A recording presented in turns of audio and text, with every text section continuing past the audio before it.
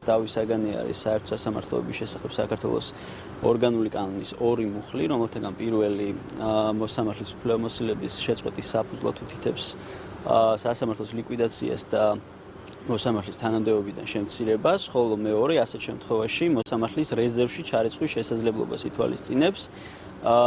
შესაბამისად მოსაჩელე მიიჩნევს, რომ რეზერვის ცნება ეჭქვეშ აყენებს და უარყოფითად მოქმედებს ზოგადად მოსამართლის საქმიანობაზე და მის დამოუკიდებლობაზე.